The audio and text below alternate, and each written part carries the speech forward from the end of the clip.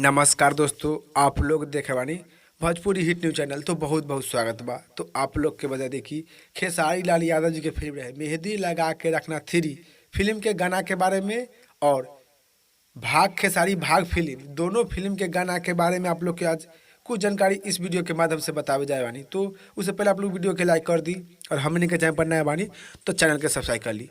तो पहले मैं आप लोग के बता दी कि खेसारी लाल यादव जी के फिल्म रहे मेहंदी लगा के रखना थ्री।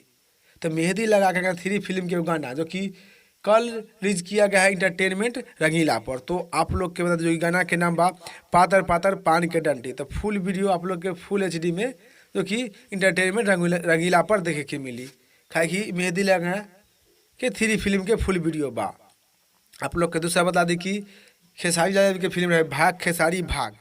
तब भाग खेसारी भाग फिल्म के जो कि फुल्ली गाना जो कि फिल्म भाग खेसारी भाग फिल्म में जो कि पूरा गाना जो कि 5 गो 6 गो 7 गो जो कि सब गाना के वीडियो एक साथ आप लोग के देखे के और सुनने के मिले, जो कि कल ही रिलीज किया गया है इंटरटेनमेंट रंगीला पर, जो कि आप लोग फोटो स्क्रीन पर देख सकते बानी। तो आप लोग भी खेसारी लाल यादव जी के फैन बानी तो भाग खेसारी भाग फिल्म के ऑल गाना जो कि वीडियो के माध्यम से देखेला और सुनना चाहते हैं तो आप लोग इसी वक्त इसी टाइम जाए इंटरटेनमेंट रंगीला पर और देखिए और देखा कमेंट बॉक्स में बताइए कि भाग खेसारी भाग फिल्म के ऑल वीडियो आप लोग के देखे में कैसा लगा और इस जानकारी के बारे में का राय बा का विचार बा आप लोग नीचे कमेंट बॉक्स में बताएं। फिलहाल में इतने, फिर से मिलेंगे नेक्स्ट न्यूज के साथ।